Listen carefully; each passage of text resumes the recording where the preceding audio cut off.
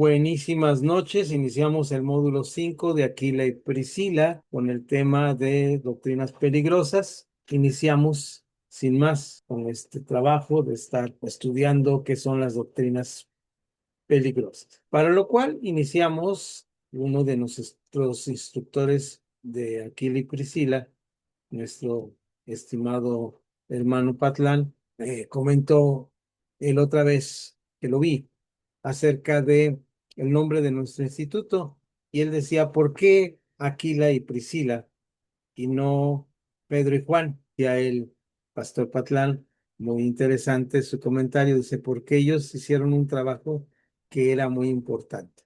Nos sirva de base este trabajo que hicieron este matrimonio.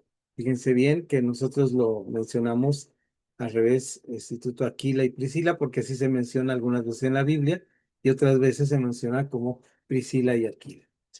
Primero la esposa y luego él. Posiblemente porque en este pasaje donde lo mencionas, ella tomó la iniciativa.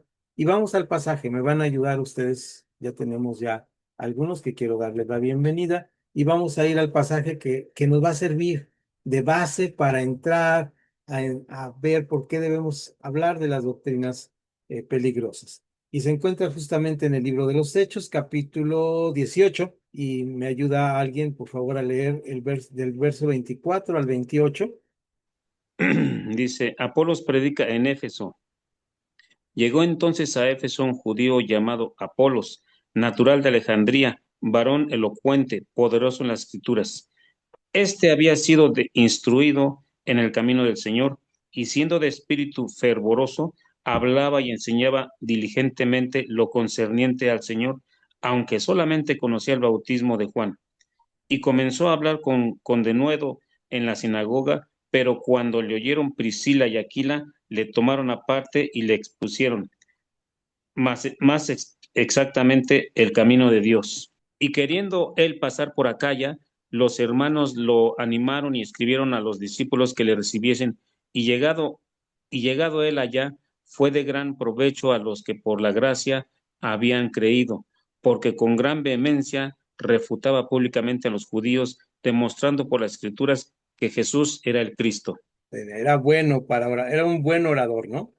Y sí, y aunque pues él dice que él nada más conocía el bautismo y comenzó a hablar con denuedo, pero cuando lo vieron Priscila y Aquila, pues como que le, le, le, le pusieron más directamente hacia la palabra del Señor. Entonces vemos aquí, si ustedes notan, no necesariamente alguien que está hablando, aunque sea con denuedo, con fervor, está diciendo la verdad. Tenemos que ir, como dice ahí, en este caso, como lo nombra Priscila y Aquila, ir a la última de las consecuencias a ver qué es lo que el Señor nos está revelando.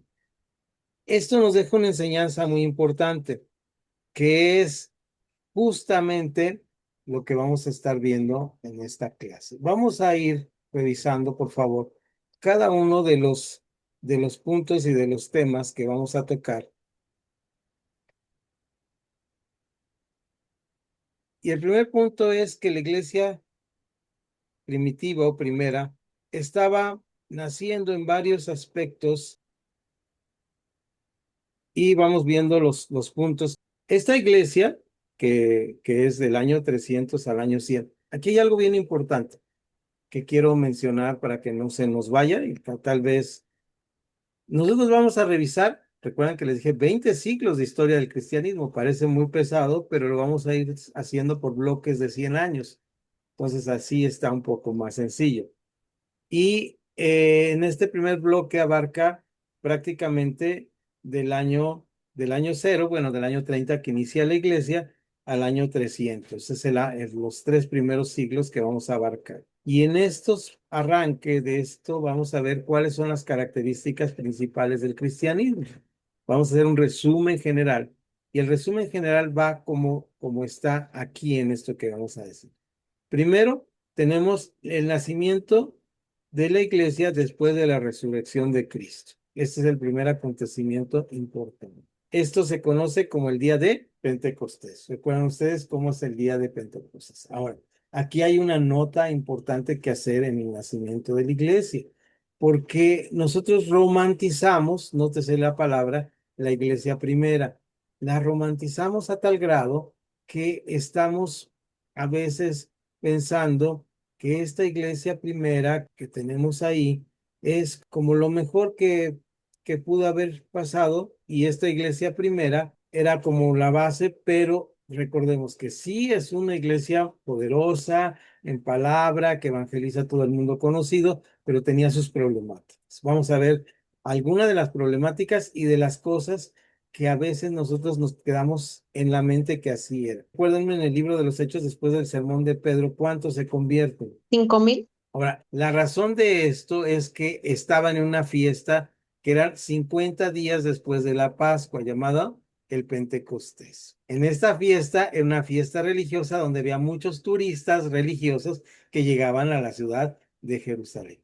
Probablemente la ciudad de Jerusalén no tenía esa cantidad de habitantes en días normales. El domingo pasado se celebró en el calendario litúrgico cristiano, por lo menos en nuestra denominación así lo marca, el día de Pentecostés. Este día de Pentecostés, Pedro predicó y se convirtieron más de 5,000 personas. ¿Qué pasó con esas 5,000 personas? ¿No vivían ahí? La iglesia fue llevada de regreso a sus lugares. Eso es lo primero que vemos. También la predicación de los apóstoles solamente nos marca la visión de uno de los narradores de la historia. ¿Quién es este narrador de la historia del libro de los Hechos? Lucas. No tenemos toda la historia completa. Nos pasa mucho en la propia historia de nuestras denominaciones, de nuestras iglesias, que hacemos un libro de historia de cómo se formó y todo esto, y cuando lo editamos y lo escribimos, siempre hay alguien que dice, oye, pero no tomaste la opinión del hermano Panchito. Bueno, no la tomamos porque no escribió. Entonces, aquí tenemos también que los apóstoles solamente tenemos una visión parcial de los apóstoles. En el libro de los Hechos, ¿de quién estamos hablando? De Pedro en los primeros capítulos, hasta el capítulo 12 más o menos, y en los últimos del apóstol Pablo. ¿De acuerdo? Entonces tenemos una visión no mala, sino parcial de lo que fue la historia del cristianismo. Después, la formación de las primeras comunidades cristianas, por lo menos lo que conocemos a través de las cartas de Pablo, no fue una miel sobre hojuelas. ¿Cómo fue? Bueno, tenemos que Pablo tiene que jalarles a las orejas y corregirles la plana constantemente. Lo vimos en 1 Corintios capítulo, fue 12, versículo 1, donde vimos este asunto dice, no quiero, hermanos, que ignoréis acerca de los dones espirituales. Y si vamos, termina el capítulo 12, habla en el 13 del amor, porque dice, quisiera que todos ustedes hablaran en lengua y profetizaran, pero les muestra un camino más excelente. El camino es el amor. Y luego regresa en el capítulo 14 y les da una serie de instrucciones. No es el tema ahora, pero por ejemplo les dice, si alguien habla en lenguas, pues que otro interprete. Los espíritus de los profetas estén sujetos a los profetas. Les da una serie de instrucciones. Es el mismo caso de Aquila y Priscila. El mismo caso, ¿por qué? Porque Priscila tiene que llamar aparte a Apolos para decirle, hey, te faltó conocer esta parte. Solamente habías conocido acerca del bautismo en agua. Ahora tenemos el bautismo en el Espíritu Santo. Entonces, esta parte es muy importante en este sentido. ¿Sí? ¿De acuerdo? Entonces, y por último, en este periodo se consolida la redacción del Nuevo Testamento. Esto es una parte importante. ¿Y cuántos libros tenemos en la Biblia y cuántos en el Nuevo Testamento? Vamos a hacer aquí un examen de conocimiento general de cultura bíblica, ¿verdad? Tenemos 66 libros. 66 libros. Sí, en el Nuevo Testamento tenemos 27. el Antiguo Testamento ya estaba consolidado. ¿Qué es lo que se consolida? Que lo conocemos como la palabra regla o canon. Es decir, los que entran dentro de esto es los 27 libros del Nuevo Testamento. Ahora bien, este momento de consolidación del canon es importante porque la iglesia primitiva o primera tiene una clara, pues vamos a decirlo así, una clara visión de lo que va a ser el Evangelio de ahí en adelante. ¿Con qué libro termina esta consolidación del Nuevo Testamento? Apocalipsis. Y entre Malaquías y el libro de Mateo, ¿cuántos años hay? 400 años. Hay 400 años. Recuerden ustedes que este periodo es muy importante porque este periodo nos habla de la historia del pueblo judío al cual llega Jesús. Ahora, bien, esta historia es importante conocerla, cómo vivían, cuáles eran las formas que tenían. Este es en el tiempo que llega Jesús. Recuerdan que Gálatas dice llegado el cumplimiento del tiempo. Este es el tiempo en el que llega Jesús. Ahora, las iglesias, pues obviamente tenían problemas, tenían algunos problemas. Vamos a ver cómo eran algunos de los problemas y el primer problema que vamos a ver se trata de un problema que está desde los tiempos de Jesús ya vigente desde esos 400 años y es que había una cultura. ¿Cuál era la cultura vigente en ese momento? Tenía que comunicarse en ese idioma y era un idioma y una cultura que era dominante. Era una cultura muy importante,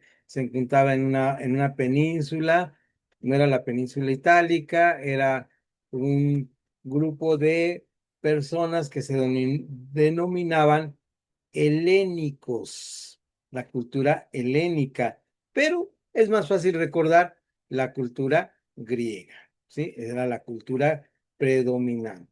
De hecho, el Nuevo Testamento, o absolutamente es indispensable pensar que sus primeros escritos para poderse difundir tuvieron que ser en griego. Era la forma en que la gente, la mayoría de la gente sabía hablar y leer con mayor distribución de estos escritos. Era el griego. Por eso la gente que estudia la Biblia constantemente habla de los términos de las traducciones más antiguos que tenemos en griego. Ahora bien, vamos rápidamente, me van a ayudar ustedes a leer cómo se forma esta primera herejía o doctrina peligrosa. Está en cierta manera fácil de pensar por qué se forma de esta manera.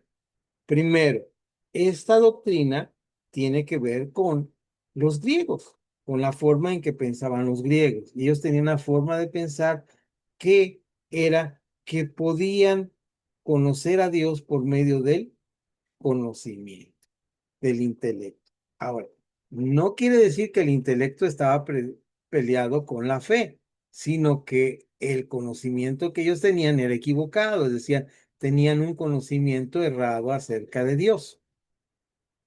Entonces, este conocimiento errado acerca de Dios es lo que les daba esta problema. De tal manera que estas enseñanzas se atravesaron en el conocimiento cristiano. Por ahí Pablo dice en algún momento que los griegos demandan sabiduría, los judíos señales, pero Cristo es poder de Dios y sabiduría de Dios. Lo recuerdo. Ahora bien, vamos a ir al libro de Hebreos, capítulo 11. La fe no necesariamente está peleada con el conocimiento, ni con la sabiduría, ni con la razón. Pero si esta razón no pasa a través del filtro de la fe, no tenemos un sentido correcto de la fe. En Hebreos capítulo 11, versículo 1, solamente vamos a ver este versículo, pasa algo muy importante. ¿Qué está pasando ahí? La fe. Es pues la fe la certeza de lo que se espera, la convicción de lo que no se ve. Excelente, gracias Raúl. Ahora bien, vamos a hacer una, no vamos a hacer un análisis de qué se dijo, por qué se dijo, cuándo se dijo. ¿Qué palabra interesante tenemos en esta traducción de Casero de Reina, versión 60? Dice que la fe es, ¿qué cosa? Bueno, yo creo que la certeza es como que la seguridad, como de algo que está seguro. Así es. Certeza es algo que está seguro. Entonces, fíjense bien, a veces pensamos que la fe es ciega. A veces he puesto este ejemplo y yo antes vivía en una casa de 2 pisos y en esa casa de 2 pisos donde viví tenía una característica muy especial. El foco de la escalera no servía y entonces me atacaba la sed en la noche y se me olvidaba poner el agua junto al... Pero se me olvidaba, me daba sed y decía, y tengo que bajar por algo. Pero no hay luz. Entonces yo salía de la recámara al pasillo y había un espacio de 2 pasos, que yo sabía que eran 2 pasos, y luego estaba el primer escalón en oscuridad total porque esa casa tenía una oscuridad absoluta en ese lugar. En ese momento, yo sabía que después de los 2 pasos, con mucha precaución, sabía que había un escalón y nunca pensaba que ese escalón alguien me lo había quitado. ¿Se entiende esto? ¿Qué es lo que tenía ahí? De acuerdo a lo que nos estaba diciendo, ¿qué era lo que tenía? Yo tenía certeza, certidumbre, sabía que ahí estaba. La fe es así, aunque tengamos la luz apagada, es certeza. Pero la siguiente palabra es importante. ¿Cuál es esa siguiente palabra, además de certeza? Dice 2 cosas. La certeza de los que se espera, La convicción. convicción. ¿Qué es la palabra convicción para ustedes? ¿Qué entienden por la palabra convicción? Es una palabra Hola, muy... buenas noches, Buenas Pastor noches. Nahum. ¿Es, es o sea, estar convencido de algo que va a suceder? Exactamente, ahí está la misma raíz de convencer, es de esta misma palabra que tenemos aquí, convicción. Estar convencido, convicción. Lo que nosotros los cristianos tenemos que entender es que una cosa son las doctrinas y otras cosas son las convicciones de fe. Las doctrinas es lo que decimos. En mi propia denominación lo decimos de la siguiente manera. Fíjense ustedes, a ver si agarran así, me pescan, así la idea enseguida. Una doctrina sería, la primera doctrina más importante para el cristiano y para el que cree en Dios sería, lo decimos, los cristianos creemos en Dios. ¿Les parece una doctrina esta? Esa sería la doctrina. ¿Cuál sería la convicción? La convicción es conocemos a Dios. ¿Sí pescaron ahí la diferencia? La doctrina es creemos en Dios. La convicción es algo que vivimos, conocemos a Dios. Y Pablo por ahí maravillosamente dice en una de las frases, y no solamente lo conocemos, Él nos conoció a nosotros. Y esta parte es doctrinalmente muy importante. Por eso las doctrinas bíblicas se basan sobre convicciones de fe. Una convicción es algo que decimos, no solamente creo en Dios, sino conocemos a Dios y Él me conoce a mí. Voy a imaginar aquí que yo les diga, fíjense que yo conozco al presidente municipal de Tlajomulco de Zúñiga, yo lo conozco. ¿Qué piensan ustedes? Pero qué diferente, Viri, si yo digo, él me conoce a mí. ¿Sí No, pues notan la ahí sí ya es diferencia? muy diferente. Hay una relación. Entonces, las doctrinas y las convicciones de fe hablan de una relación. La fe cristiana tiene que ver con relaciones que tenemos. Eso es súper importante para esta materia que vamos a dar. Es una materia, no les digo que pesada, es una materia donde trabajamos historia, pero no vamos a ver ni nombres ni fechas. ¿Qué les parece? Un aplauso para los que van a ver historia y no van a ver nombres ni fechas. Eso es maravilloso para los que le tenemos miedo a la historia, ¿no? Yo no le tengo mucho miedo, pero vamos a empezar con el primer punto que se llama, ¿qué creen? ¿Cómo creen que se llama?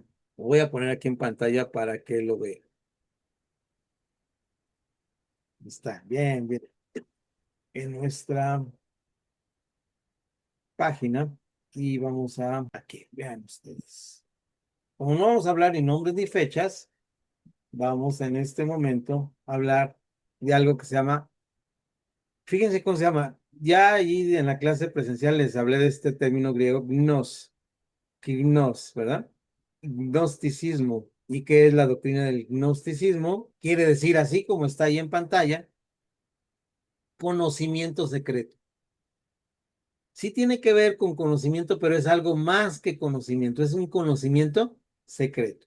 Esta doctrina estuvo durante la época del cristianismo del siglo I al siglo III como queriendo destruir las doctrinas cristianas, ¿de acuerdo? Esto estuvo queriendo destruir las doctrinas cristianas.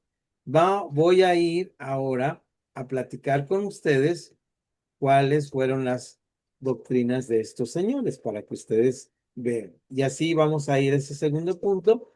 Bueno, estos señores que eran cristianos, aclaro. Entonces, estos señores no es que no fueran cristianos, esto es muy interesante. Las herejías no salen, no hay alguien que sea, yo soy bien malo, bien perverso y quiero hacer una herejía cristiana para que los cristianos se vayan por otro lado y se pierdan. No, no es así. Las herejías surgen de cristianos que intencionadamente, con buen sentido cristiano de su parte, dicen, creo que se me ocurrió esto y es bueno. Entonces, por eso estamos estudiando doctrinas del pasado para que no se repitan en el presente. ¿Para qué estudiamos la historia? Es importante, para no repetir los errores del pasado. Esto es muy importante. ¿Por qué estudiamos nuestra propia historia? ¿Por qué reflexionamos nuestra propia historia? No es para decir, ay, me acuerdo de los ajos y las cebollas que comí en Egipto, qué sabrosas eran. No, es para decir, qué malos fue en el desierto con eso que hicimos y no lo voy a volver a repetir, no voy a volver a caer en eso. Entonces vámonos con sus enseñanzas. Sostenían que la salvación venía por conocimientos secretos. No por conocimiento solamente, sino por conocimiento, ¿qué cosa? Secretos. Alguien tenía que encontrar eso secreto que estaba escondido y lo descubría. ¿Qué versículos bíblicos se me ocurren a mí que pudieron usar? No los traigo aquí, pero pienso en algunos.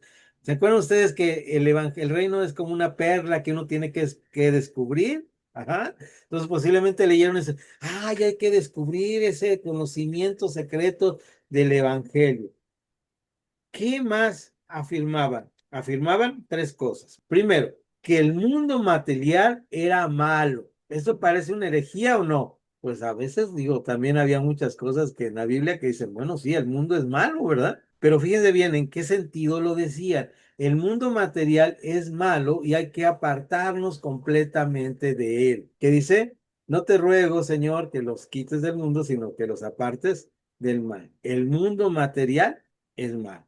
Por ende, si el mundo material es malo, Jesús no tuvo un cuerpo humano porque entonces Dios no podría moverse entre el pueblo malo. La mujer que lo tocó, si tocó su cuerpo humano, pues entonces se lo contaminó. ¿Sí recuerdan la que virtud salió de él? Entonces Jesús debió haber tenido un cuerpo espiritual divino. No tenía, Jesús no vino en carne. Esta ya es una herejía mayor. Cristo realmente no era un ser humano, era un espíritu, una especie de holograma, ¿verdad? Aunque por ahí al final de Lucas, muy interesantemente, cuando les da el ishtish, que es la palabra griega de parapés, les dice, vean cómo alguien quiere tocar mis heridas, porque ellos pensaban que era un espíritu el que veía, ¿no? Entonces, estas eran las herejías. ¿Y en qué se basaba esta herejía? En que ellos pensaban que tenían un conocimiento secreto que solamente ellos solamente podían revelar. ¿Por qué fue importante acabar con estas doctrinas? Porque atacaban tres principios básicos del cristianismo.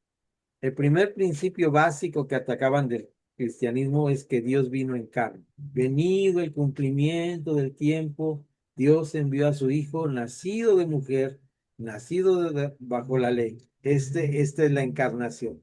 Dios hecho. Aquí cabe mencionar una de las partes importantes de nuestra reflexión bíblica. Dios es un Dios que se manifiesta, lo vamos a ver más adelante en otras doctrinas bíblicas, pero Dios se manifiesta en algo que se llama triunidad. ¿Qué es esta triunidad? Es que Dios tiene la capacidad de existir, de preexistir y de existir por siempre. De hecho, hay algo muy interesante en la filosofía humana que dice que Dios no existe. ¿Y saben qué es verdad? Porque existir significa salir de alguien y Dios no salió de nadie. En la filosofía se llama ex nihilo. El único ser que puede decirse que no surgió de nadie es Dios y surgió al mismo tiempo como Dios Padre, Dios Hijo y Dios Espíritu Santo. Entonces, cuando nosotros pensamos en esto y pensamos en la Trinidad, no quiere decir que son tres dioses que se manifiestan en diferentes momentos en la humanidad.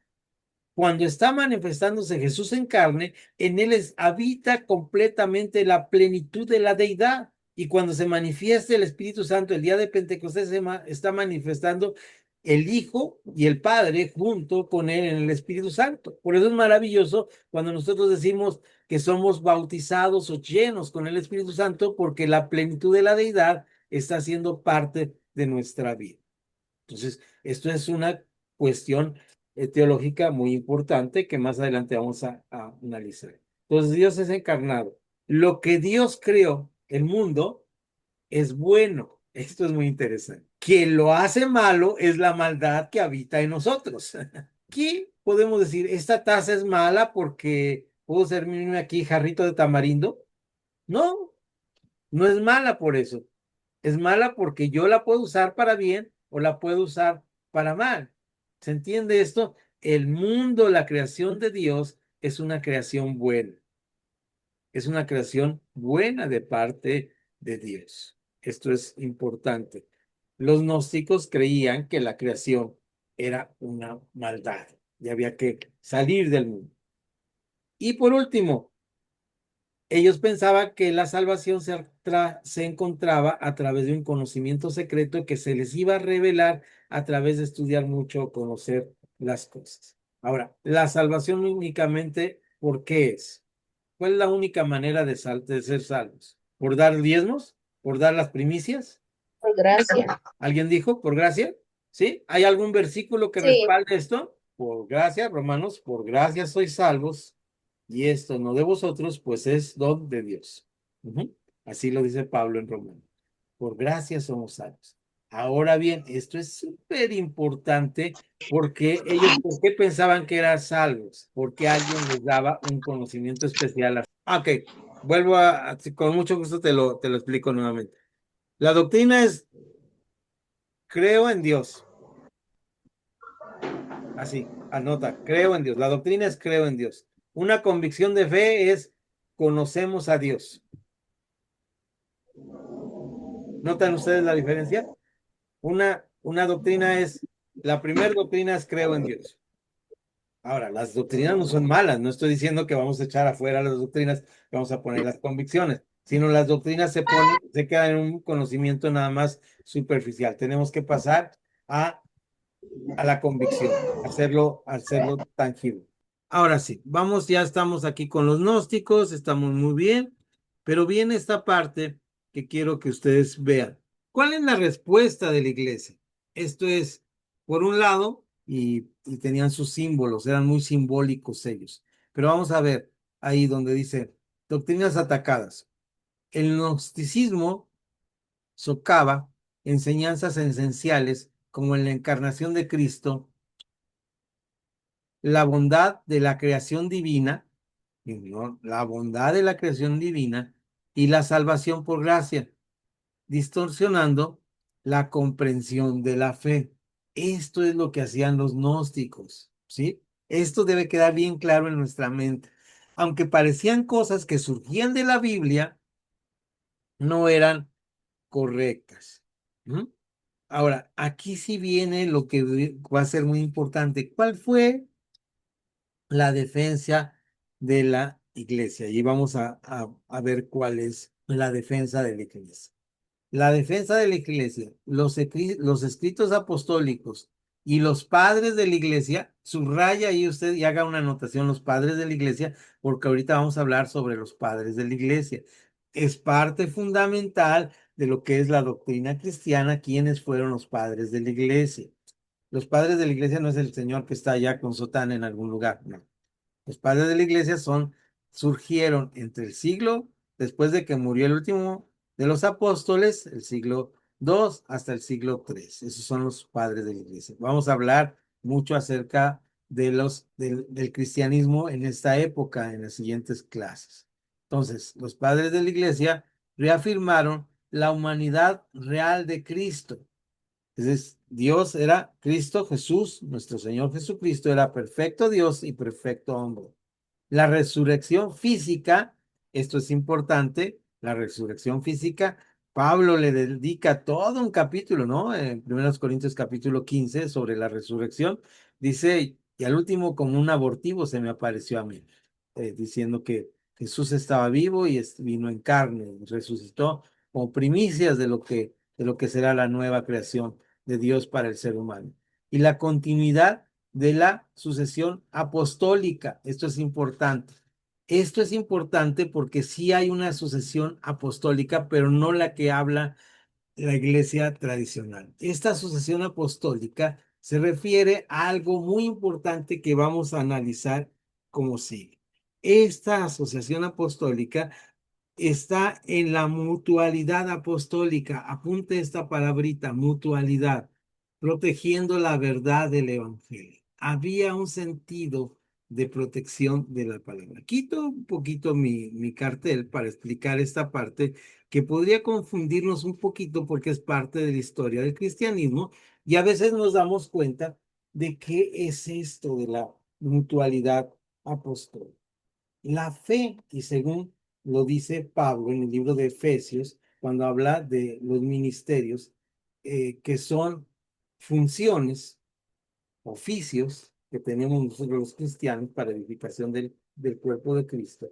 En la misma carta habla que hay unos fundamentos para este crecimiento y este fundamento es los apóstoles. Los apóstoles es el fundamento de la iglesia. Fundamento de la iglesia que nos habla ahí Pablo en Efesios es los profetas. Esos son los dos fundamentos de la iglesia. Estos dos fundamentos tienen que ver con esta parte de la profecía como la palabra de Dios. Los que hablan la profecía no son los que dicen, a ver, yo te voy a decir mañana si va a llover o no. Eso se llama adivinación. Y además la Biblia lo prohíbe. La profecía es quien habla la palabra de Dios. La palabra profecía en el idioma de los hebreos tiene que ver con brotar. Brotar la palabra de Dios. En el griego, la palabra profeta viene de la palabra profesar o hablar acerca de alguien. Entonces, esto es la profecía. Y estos dos elementos tienen que ver con el fundamento bíblico que ahora vamos a ver para esta mutualidad apostólica, es decir, ¿quiénes estamos dentro de este trabajo de soportar que la fe siga proclamándose con verdad? Vamos a ver un versículo en la palabra. Está este versículo. Primero vamos a ver, realmente, primero el de la parte apostólica, la mutualidad apostólica, y luego vamos a ver la parte de la profecía o revelación divina. Vamos a llamarle revelación divina. La respuesta de la iglesia tiene que ver con estos fundamentos de la iglesia, muy importantes. Estos dos fundamentos de la iglesia son básicos, fundamentales para la iglesia. Si no tenemos esos dos fundamentos, wow, tenemos herejías. En cuanto cualquier iglesia pierde esos dos fundamentos, hay herejía. Y no estoy hablando de mañana en la iglesia de aquí de la esquina y la que tengo aquí atrás. Estoy hablando de la historia del cristianismo. Cuando estos dos elementos fallan, hay herejía. Vamos al primer elemento. Quiero ver en Marcos, capítulo 9. Es un pasaje muy conocido. Hay una mujer ahí que se acerca a Jesús, tiene dos hijos y está preocupada porque estos hijos vayan a ocupar un lugar importante ahora que el Mesías llegue a ser gobernador de toda Judea y de Samaria y hasta el último de la tierra, y está preocupada qué lugar le van a dar. ¿Recuerdan esta mujer? ¿Quién era? Vamos a ver el versículo 9. Marcos capítulo 9, versículo 33 al 37. Marcos es un evangelio corto, sin embargo, le dedica una parte importante. Gracias. Así dice la bendita palabra del Señor. Y llegó a Capernaum, y cuando estuvo en casa les preguntó, ¿qué disputabais entre vosotros en el camino? Mas ellos callaron, porque en el camino habían disputado entre sí quién había de ser el mayor. Entonces él se sentó y llamó a los 12 y les dijo, si alguno quiere ser el primero, será el postrero de todos y el servidor de todos. Entonces aquí tenemos la definición de mutualidad apostólica. ¿Quién iba a ser el mayor? El que sirviera a todos. Aquí se dan cuenta que no es una cuestión de decir, no, tenemos una línea de arriba para abajo. Yendo más adelante el pasaje, le narré lo anterior, ahora le narro más adelante. Les dice Jesús, ustedes están acostumbrados a que los manden, a que estén sobre ustedes. Así les enseñó la cultura romana y judía en la cual viven. Y ahí utiliza la palabra griega, tiene 4 letras, kata, kata. Cuando usted está leyendo un libro en griego y la Biblia en griega y le manda una nota que está abajo, la palabra que está ahí es la palabra kata, que significa echar para abajo, ¿de acuerdo? Ir hacia abajo. La palabra española que más se acerca a esto es la palabra catarata. Cata es la palabra catarata, que quiere decir para abajo, ¿verdad? Otra palabra en español que usamos es la palabra catequismo. ¿Cuántos tomaron aquí catequismo? Levanten la mano sin que les dé vergüenza. Qué bien, porque es bueno. Aprendieron Biblia, eso es buenísimo, ¿verdad? Ahora bien, catequismo quiere decir lo siguiente. Catequismo quiere decir uno que está sentado en un banco, así era el catecismo, y están los de abajo enseñando. Entonces, ¿qué quiere decir la palabra cata en griego? De arriba para abajo, de arriba para abajo. Cata es de arriba para abajo. Y Jesús les dice aquí en Marcos 9, Marcos 9 es el que le pedí a Bárbara que leyera. Marcos 9 les dice, ustedes están acostumbrados a que los manden, a que el que está arriba manda al que está abajo. Pero con ustedes no va a ser así. Con ustedes va a haber una mutualidad. Mutuamente se van a ayudar. Vamos, en términos modernos, son compas, pues. Son del mismo salón, todos están en el mismo nivel. En este sentido, el proceso apostólico tiene una función muy importante en lo que nos dice en el libro de los Hechos. Además de esto que les estoy diciendo, fíjense bien, la palabra apóstol tiene que ver con las casas griegas, lo he repetido muchas veces, es muy interesante esto. Había varios títulos que se les daban a los que estaban ahí como esclavos. Uno de ellos, un título era el diácono, era quien servía a las mesas. Otro era el obispo, era quien estaba fijándose que todo se sirviera adecuadamente. Lo que llamaríamos ahora en las fábricas el supervisor. Pero había un esclavo que era el que sufría más, era el apóstol.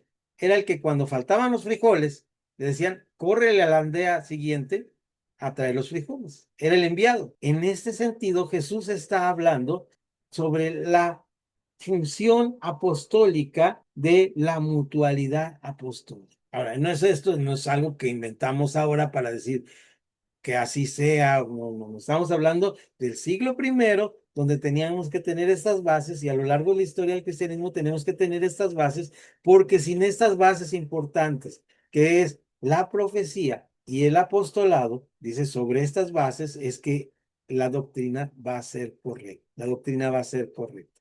Son las bases fundamentales de la doctrina para la iglesia del siglo I.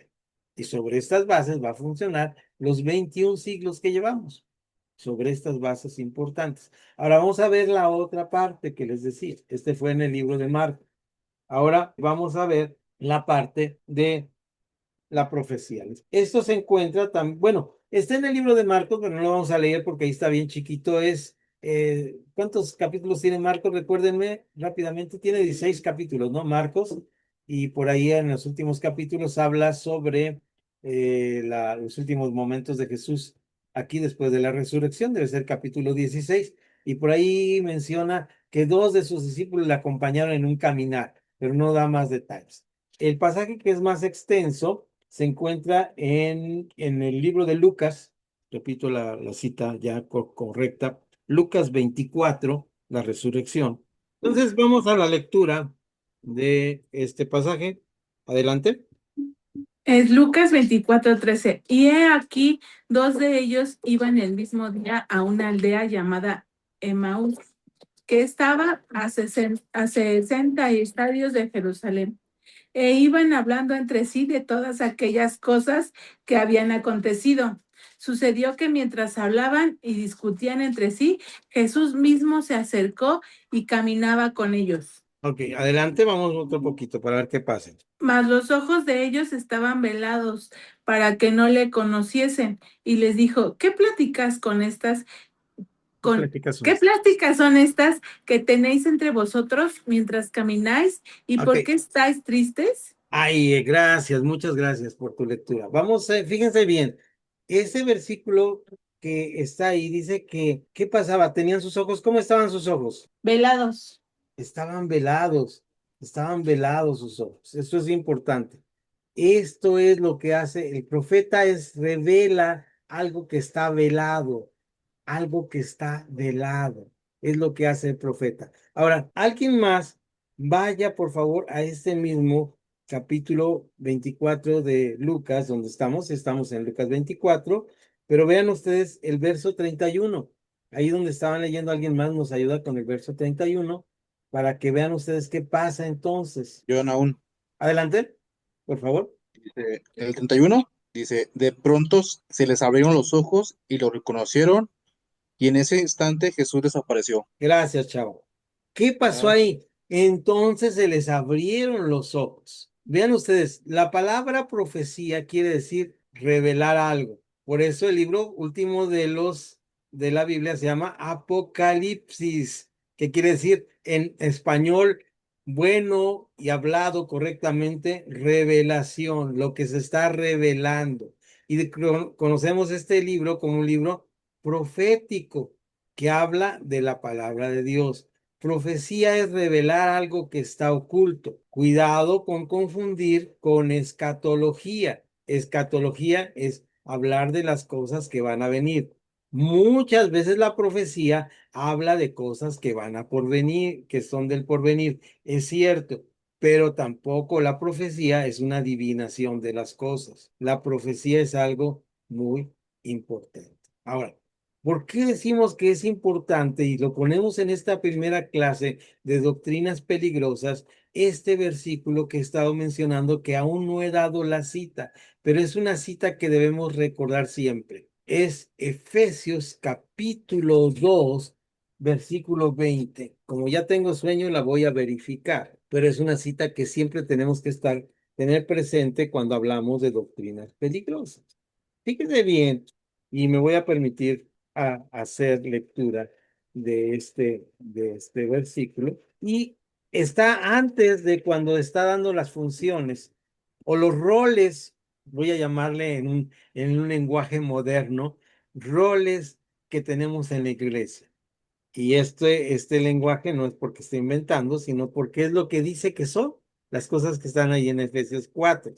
Pero ahora, Efesios 2 nos habla de algo que ya estamos diciendo que es muy importante, que los gnósticos no lo creían, que la salvación es por fe. 2:4. Voy a leer varios versículos que me gustan. Déjenme, por favor. Disculpen ustedes mi. 2:4. Pero Dios, que es rico en misericordia, por su gran amor con que nos amó, aun estando nosotros muertos en pecados, nos dio vida juntamente con Cristo. Por gracia sois salvos. Y juntamente con Él nos resucitó y asimismo nos hizo sentar en los lugares celestiales con Cristo Jesús, para mostrar en los siglos venideros la abundante riqueza de su gracia y su bondad para con todos nosotros en Cristo. 2:8. Por gracia sois salvos por medio de la fe.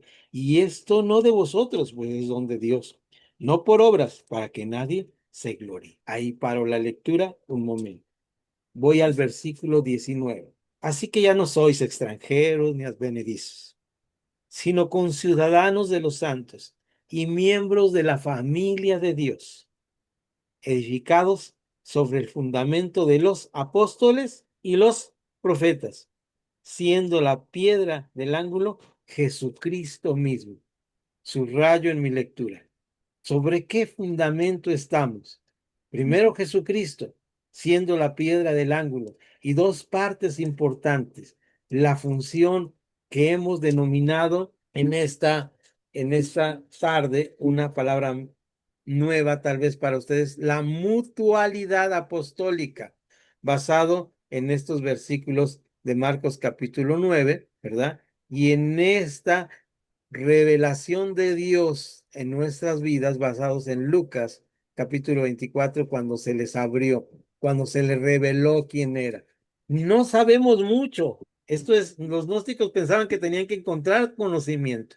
No, ellos tenían que estar bajo la gracia de Dios, de acuerdo a Efesios, en este versículo que acabamos de leer. Y continúa, porque la oración continúa, en quien todo el edificio, fíjense, la iglesia es un edificio aquí, bien coordinado, va creciendo para ser un templo santo en el Señor, en quien vosotros también sois juntamente edificados por edificados para morada de Dios en el Espíritu. Estas son palabras muy teológicas de Pablo y que tienen que ver con esto que estamos hablando. Efesios 2:20 es el versículo que tenemos que decir para concretar esta parte importante. La respuesta de la iglesia es la mutualidad apostólica, donde tiene que ver la revelación que Dios nos da en su palabra, revelándonosla a nosotros, y la base mutual apostólica, que es el que está aquí es para servir, el que está aquí es para servir. Qué bien que nosotros tengamos estas funciones en la iglesia. Los roles que Dios nos da en la iglesia lo encontramos más adelante en el capítulo 4, pero ahora dejemos ahí eso porque no es clase de eclesiología, sino de doctrinas peligrosas, para ver la última parte que tenemos aquí en nuestra pizarra. La voy a poner en la pizarra electrónica para que la vean, el colofón de esto, pero es importante que lo veamos. Vamos a ponerlo grande para que lo alcance yo a leer y luego vamos a analizar punto a punto. Resonancia gnóstica en la actualidad, es decir, llega hasta nuestros días este problema. Esta es una realidad que está hasta nuestros días. La voy leyendo y luego quito la pizarra para ir explicando punto a punto cómo llega hasta nuestro. Algunas corrientes modernas espiritualistas, esta es una religión, hay en nuestros tiempos gente espiritualista, ¿verdad? O esotérica, presentan ideas similares a los gnósticos. ¿Cuáles eran las ideas de los gnósticos? ¿Recuerdan ustedes? Las ideas que el mundo material es malo, que lo creó muy malo, que Jesús no tuvo un cuerpo y que se puede llegar solamente a la salvación a través de un conocimiento que se le revela secretamente, se le revela secretamente. Esto llega en algún sentido a estas personas. También tenemos grupos como los Rosacruces, y también yo no tengo la investigación bien, pero algunos amigos que son de estas religiones tienen que ver con masonería, Rosacruces, todas estas religiones que tienen que ver, que son consideradas como de parte del gnosticismo, que tienen como base el conocimiento. Muestran paralelismos con la búsqueda con la búsqueda gnóstica de conocimiento oculto. De hecho, ellos hablan de que en los Rosacruces, que hay un conocimiento universal, ahorita vamos a hablar de eso, y que ese conocimiento universal solamente los llega a través de grados que vas creciendo ahí, como los niveles, ¿verdad? Hay niveles, dicen ellos. Y por último, esto es muy interesante porque ahorita lo vamos a poner sobre la mesa, es conceptos, porque eso se ha metido en el cristianismo también, conceptos de iluminación secreta. A mí Dios me lo dijo en secretito, ¿verdad? Mi muñeca me habló y me dijo cosas, entonces esta es una iluminación secreta o manipulación divina. Ahorita voy a contar un poquito mi experiencia con esas formas de cristianismo que he visto en algunas iglesias. Y vuelvo a repetir, no es que sean malas personas, es que de repente nos dejamos influenciar por este conocimiento y pues está mal, evocando la distinción gnóstica entre conocimiento secreto. Esto es lo que están hablando ahí. Este conocimiento secreto. Ahora bien, vamos a analizar un poquito esto para terminar así nuestra clase. ¿Están bien? ¿Todos están despiertos hasta la hora de ya haber pasado 300 años del cristianismo del primer siglo y ahora estamos en el siglo XXI con una iglesia cristiana en México que puede tener algunos problemas con eso. Sí existen religiones como el espiritualismo y vemos que abrevan en el gnosticismo. Conocemos algunas. Cuando las conocemos, pues no es el que conozcamos esto no es para pelearnos con ellos, sino para saber que debemos preservar la verdad y no dejarnos influenciar por estas corrientes de pensamiento. También existen los rosacruces. Estos rosacruces tienen como pensamiento esa masonería que dice que hay que llegar al cielo a través de los conocimientos universales que solamente son revelados a unos cuantos, ¿verdad? A unos cuantos. También hay movimientos cristianos que se acercan a estos pensamientos, hay que tener cuidado.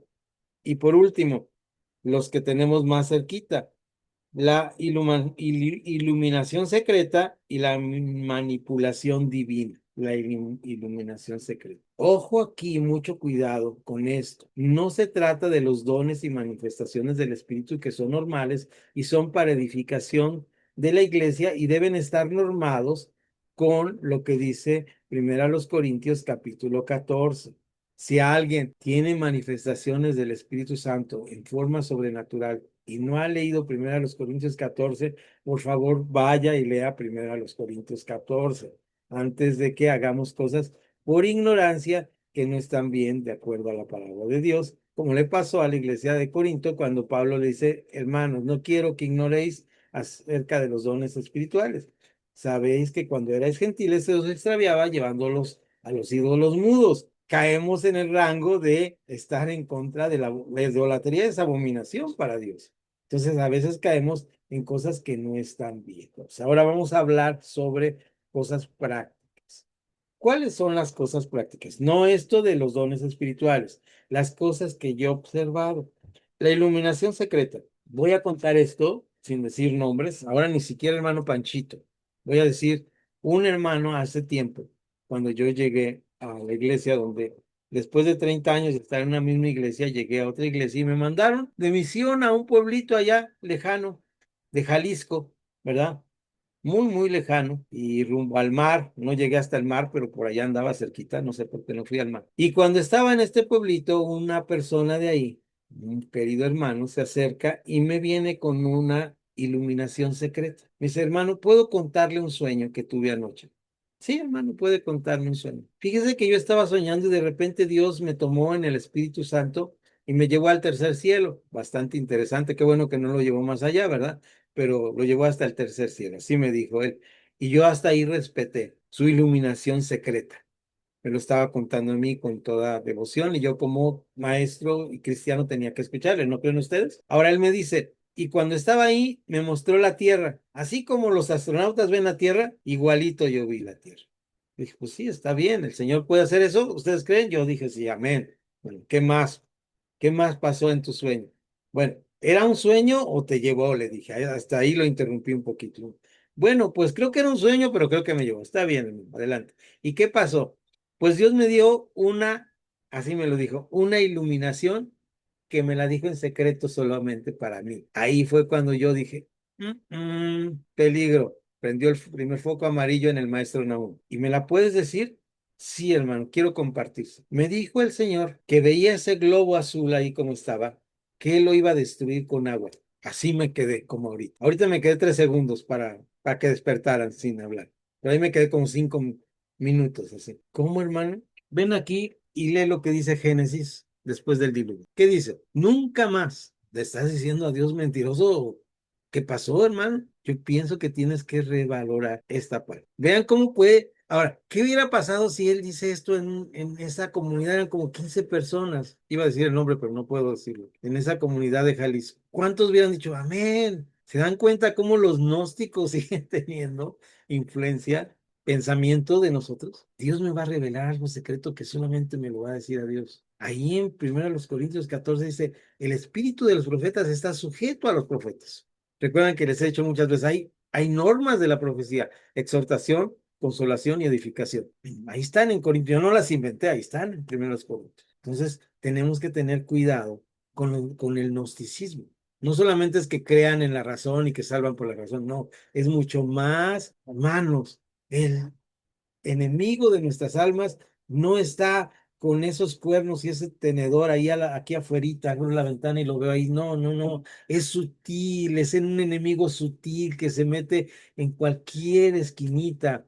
Entonces, ahí está en esta parte cuando yo creo que una iluminación secreta puede hacer algo. Dice ahí que lo que yo profetice tiene que estar. Es tremendo cuando lee usted en Deuteronomio, que es la segunda ley, que dice, les mandaré un profeta y ese profeta va a hablar cosas sobre el futuro y esas cosas se van a cumplir. Así dice Deuteronomio, los primeros capítulos. Y dice Dios, pero yo no lo mandé. Permito que pase eso para probar si ustedes se alejan de mi palabra.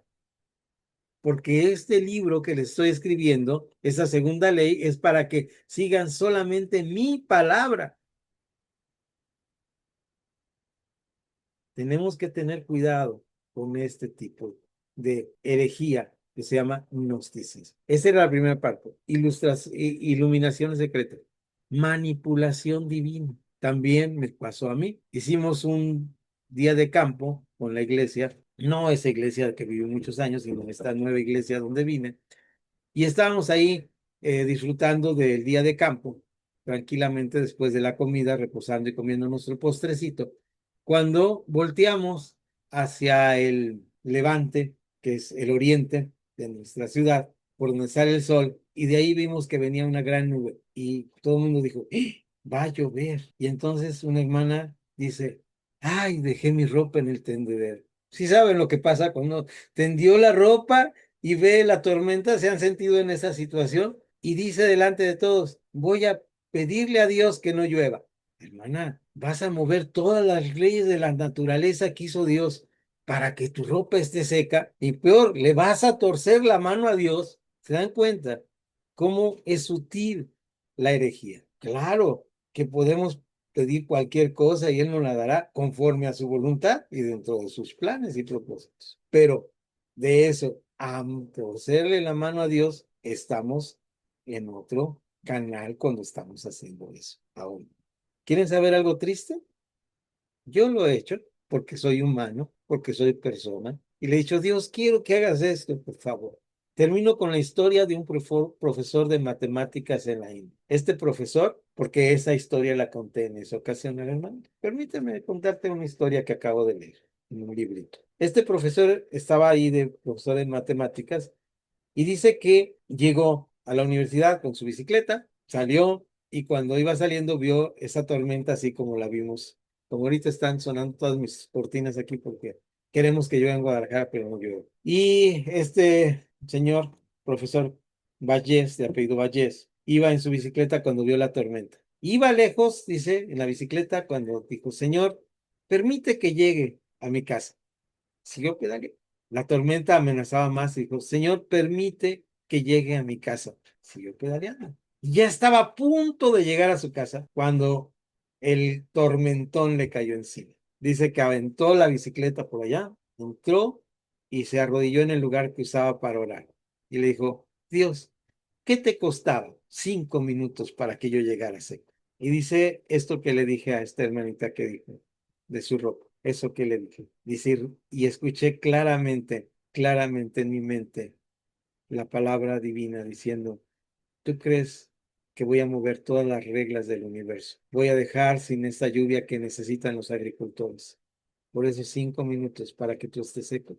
Es una cuestión teológica, teologal muy fuerte, porque ¿desde dónde hacemos teología? ¿Desde Dios o desde nosotros? ¿Desde dónde leo la Biblia? ¿Desde Dios o desde nosotros? Los gnósticos veían la revelación divina equivocada porque la veían desde ellos, desde su razón, desde cómo pensaban que eran las cosas. Si queremos que no haya herejías en nuestras iglesias en el siglo XXI, tenemos que ver las cosas desde el punto de vista de Dios, no desde el punto de vista de nosotros. Leer la Biblia es leer la Biblia desde el punto de vista de Dios. Cuando nosotros caemos en errores doctrinales, es porque estamos pensando, desgraciadamente, en nuestro propio egoísmo. Es más, llegamos a la barbaridad de justificar nuestro egoísmo nuestro pecado.